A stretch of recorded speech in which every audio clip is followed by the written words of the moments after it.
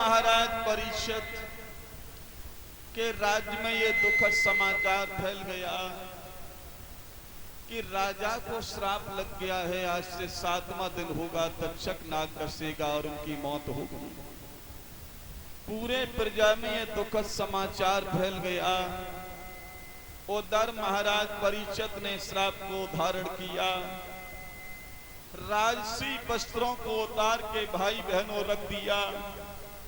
साधारण वेशभूषा बना करके महाराज जब अपने राज्य को त्याग करके महलों से चले हैं तो प्रजा के लोगों ने आज महाराज को रोक लिया।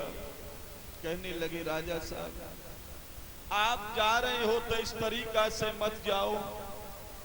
इस राज्य का उत्तराधिकारी अपने पुत्र को बना के तब जाना, क्योंकि राजा की अनुपस्थिति में प्रजा निरंकुश हो जाएगी भाइयों। और ये बात सत्य है कि जिसका राजा अगर नहीं हो तो प्रजा में अफरा तफरी मच जाएगी। प्रजा के लोग किसी की बात नहीं मानेंगे। महाराज आप अपने राज्य का उत्तराधिकारी अपने पुत्र जन्मेजय को बना के उसके बाद आप राज्य को त्याग के जाना। आज महाराज परीक्षित ने अपने पुत्र जन्मेजय को बुलाया और कहा कि बेटा, हालांकि आपकी उम्र अभी युवराज पद बनने के लायक नहीं थी, लेकिन बेटा आज हमें जो श्राप लगा हुआ है इसके कारण हम तुम्हें इसका उत्तराधिकारी बना रहे हैं बेटा। लेकिन राजा बनने के बाद में बेटा ऐसा मत करना, सत्ता की धमक में आकर के कोई गलत कदम मत उठा देना बेटा। प्रजा का पालन पोषण बड़ी धर्म आत्मा से आपको करना पड़ेगा। आज अपने पुत्र जन्मेजय को शासन दे दिया और कहा कि बेटा चलते समय मैं तुम्हें एक बात और बता रहा हूं। बोले हैं महाराज परीक्षित अपने पुत्र जन्मेजय से, हमने गति दई तुम्हारी भई लला रजधानी, और मत दियो प्रज शंका परे नहीं होए धर्म की हानि।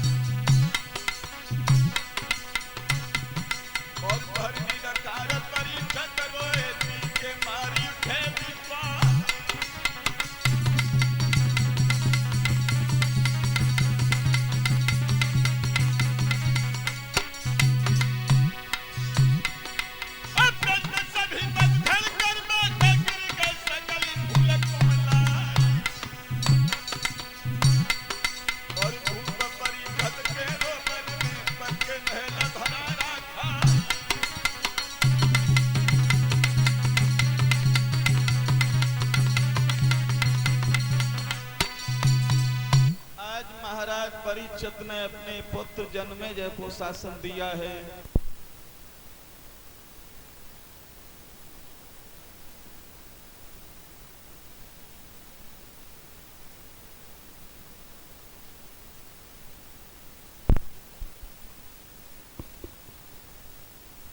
पुत्र जन्मेजय को शासन देने के बाद आज महाराज परीक्षित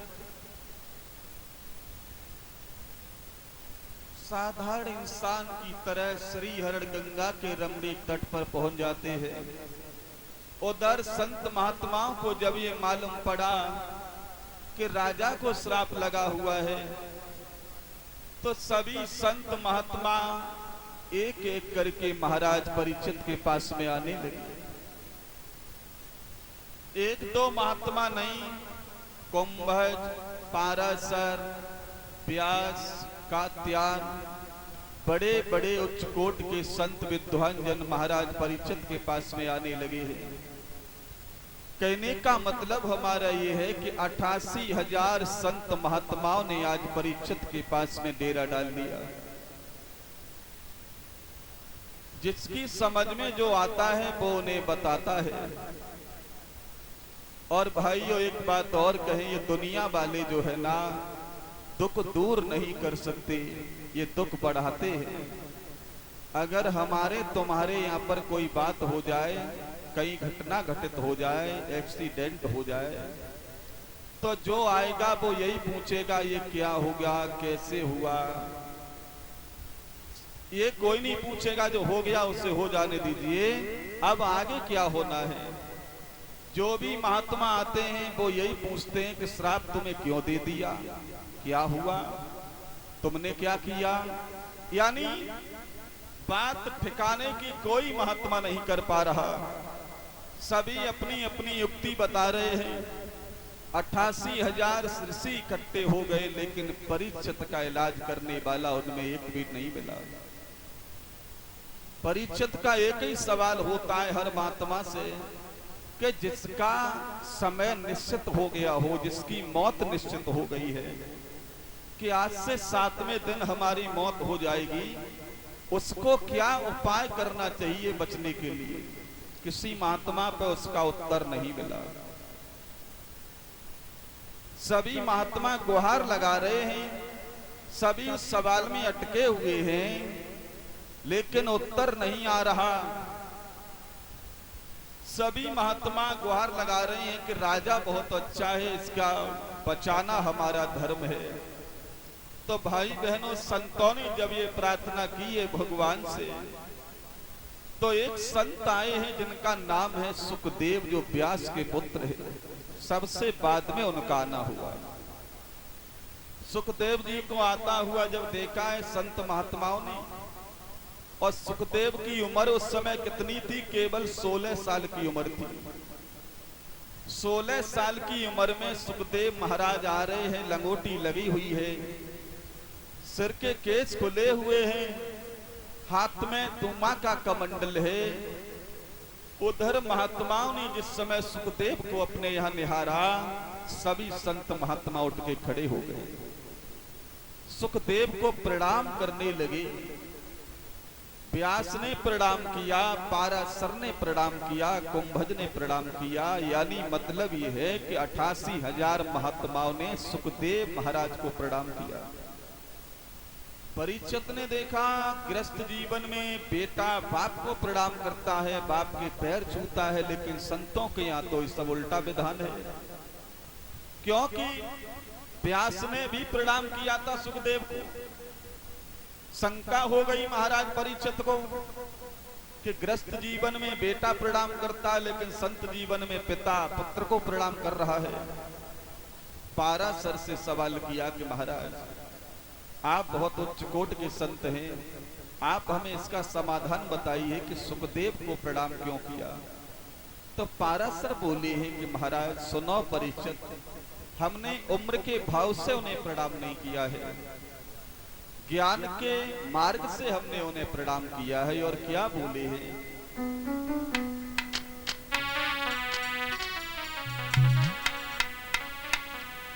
कि ये माना हम सब ऋषियों में और सुखदेव जी छोटे होते हैं।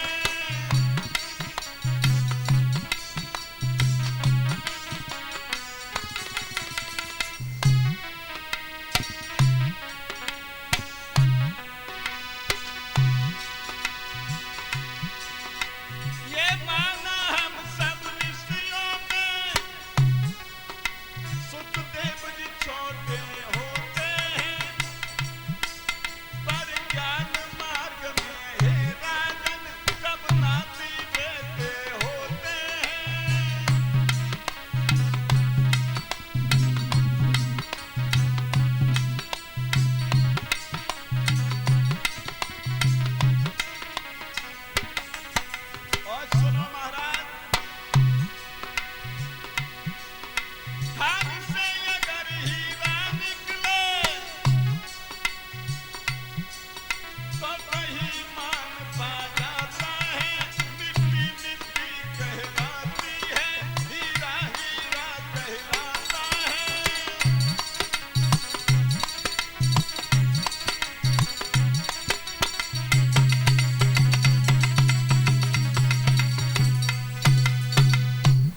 महाराज हमने उन्हें ज्ञान के मार्ग से प्रणाम किया है, न कि उम्र के भाव से।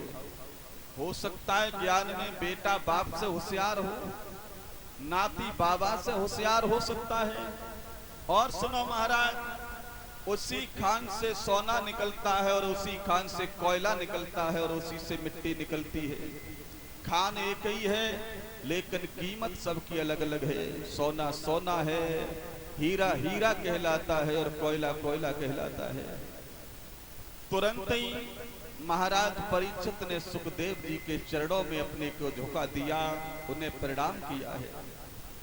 जब सुखदेव को प्रणाम किया, सुखदेव ने कहा कि हे राजन परीक्षित, अब हम तुम्हारे पास में आ गए हैं। जो भी उपाय हमारे पास संभव होगा वो उपाय हम जरूर करेंगे, तुम्हें मरने नहीं देंगे। आज सुखदेव महाराज परीक्षित को कथा सुनाने लगे हैं। बोले हैं कि हे उत्तरानंदन परीक्षित, आप मन वाणी कर्म से शुद्ध होकर के भगवान की हर कथा की अगर आप चर्चाएं करेंगे, कथा का रसपान करेंगे, तो तुम्हारा कल्याण संभव हो जाएगा। परीक्षित ने कहा कि हे महाराज, संभव तो कैसे हो सकता है, क्योंकि मेरे पास ज्यादा समय नहीं रहा। 7वें दिन मेरी मौत निश्चित हो गई है, उसका उपाय क्या है? आज से 7वां दिन होगा, तक्षक नाग हमें डसेगा और हमारी मौत हो जाएगी। इतने समय में हमारा कल्याण आप कैसे कर सकते हैं? और जो निरंतर मरने वाला हो, जिसकी मौत सामने खड़ी हो, उसका आप बचाव कैसे करेंगे आप? सुखदेव जी कहने लगे, 7 दिन की बात कर रहे हो, उपाय हमारे पास ऐसा है कि 7 क्षण में हम तुम्हारा कल्याण कर सकते हैं। एक घड़ी आधी घड़ी आधी में बुनियाद, और तुलसी संगत साधु की हरे कोट की ब्याद। भगवान का भजन करो।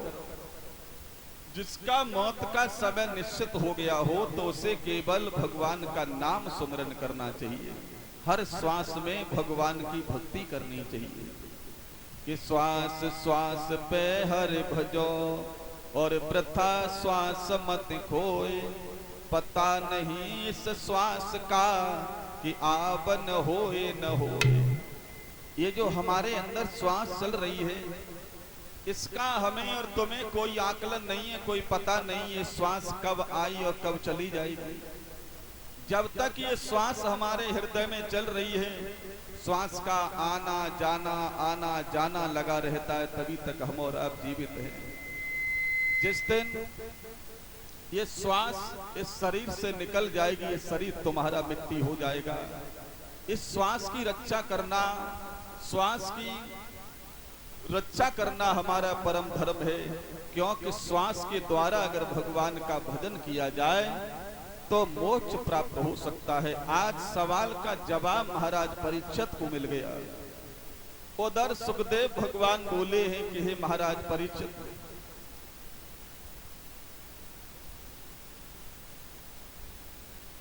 मन वाणी कर्म से शुद्ध होके आप भगवान की कथा का श्रवण करो।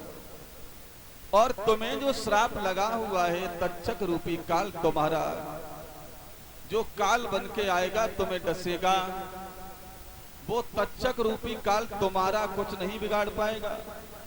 सोई परीक्षित के हृदय में खुशी आ गई, कहने लगी ये महात्मा सबसे अच्छे मिले। तक्षक रूपी काल तुम्हारे शरीर का विध्वंस कर सकता है, लेकिन शरीर के अंदर जो आत्मा बैठी है उसका विनाश नहीं कर सकता। और ये 7 दिन का श्राप जो तुम्हें लगा हुआ है, वो अकेला तुम्हें ही नहीं लगा। 7 दिन का श्राप भाइयों हमें भी लगा है, तुम्हें भी लगा है, संत महात्माओं को भी लगा है। इस पृथ्वी पर हर जीवधारी को 7 दिन का श्राप लगा हुआ है। अब आप लोग सोच रहे होंगे हमें तो किसी ने श्राप दिया ही नहीं है, तो आप ये कैसे कह रहे हैं कि श्राप लगा हुआ है? एक सप्ताह में दिन कितने होते हैं भाइयों? 7।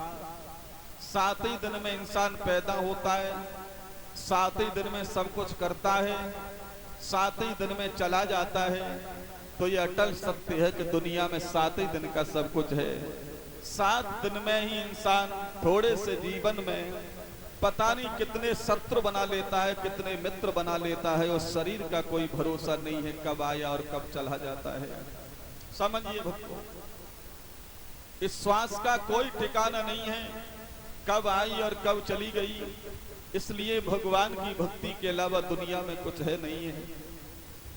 उधर महाराज परीक्षित को ज्ञान का सत्संग श्रवण करा रहे हैं। महाराज परीक्षित बोले हैं कि सुनो राजन, अभी तुम्हें अपने राज की याद सता रही है, घर परिवार में मन लगा हुआ है, इस मन को आप निकालो। और ये भाई बहनों, हमारा मन है ना, बड़ा चंचल है। ये मन एक समय में माता बहनों केवल एक ही काम करेगा, यदि मन नारी करो